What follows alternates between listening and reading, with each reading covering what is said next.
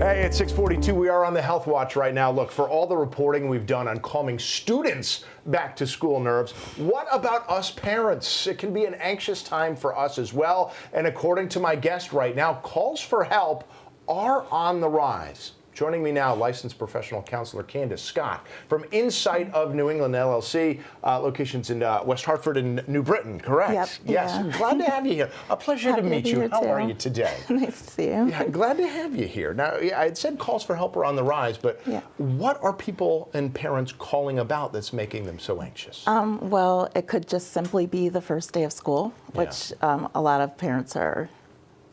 I think any parent can experience that. It's like I'm a parent too, so it's like my child's going to school for the first day.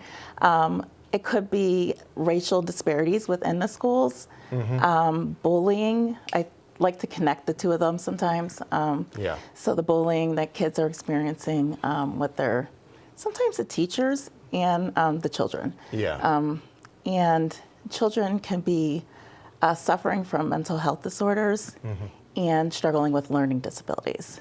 And of course, COVID and our school shootings are extremely scary for everybody. Yeah, I can imagine so. And of course, those are a lot of distinct reasons, which might need their own sort of distinct, for lack of a better word, interventions. But why don't we start talking about what parents can do? Because I feel like we feel a little helpless. This is the one time we can't be right there. Not that hovering over your child is the best thing to do, but what are some, at least, beginning coping skills parents can have?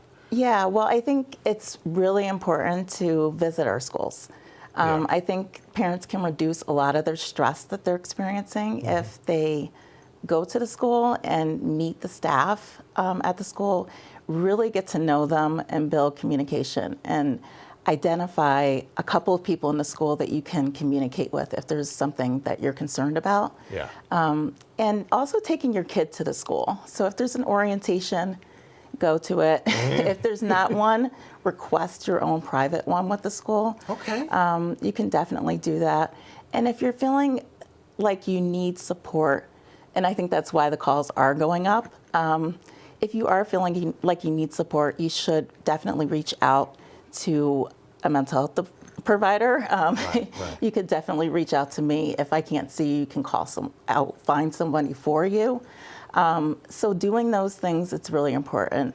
And also safety planning with your kid. So if you talk with your child and plan, like, what would you do if there's an emergency? So that way you could feel more at ease knowing that your child knows what to do in an emergency. That preparation is a big part of it too. Now, Candyce is going to be back with us in the 8 o'clock hour too. I want to talk more about things we can do at home, maybe just little things here, because she brought stress balls. Homemade with balloons and beans. I've seen that. That's a good one. So there's probably a lot more. I also want to talk, too, about what people will get from you and from your professionals if they go to Insight in New England. But in the short amount of time we have, what sort of techniques are you trying to impart on parents when they come to you for help? Yeah, well, I try to help them with coping skills. I try to listen to them. Well, I do listen. I feel like sometimes parents don't feel like they're getting heard. So it's important listening to them and helping to advocate for them, because in going to school meetings, PPT meetings, parents should never go by themselves to these meetings, and that's a lot of stress when a child has a mental health disorder, that they need that support. And a lot of providers will go and help support, and I think that's extremely important. So. You mentioned a lot of parents don't feel like they're being heard. Is there a little bit of just catharsis just by talking about it? Having somebody who's an open ear to you, I imagine. Yep. And making suggestions and ways to cope. And wonderful. Okay. Thank you for taking the time to join us here. Again, she's going to join us again in the 8 o'clock hour so we can talk a little bit more about this, because this is not something we've talked about enough. I've joked with Candyce that I'm not going to be here on my child's first day of kindergarten. I am going to put him off on the bus, start crying, and then go out for pancakes and mimosas with my wife and just cry into my pancakes, because that's how I'm going to deal with it. And that's a good self-care for you. Good. Thank you. There you go. Candyce, a pleasure meeting you finally. Again, she'll be back in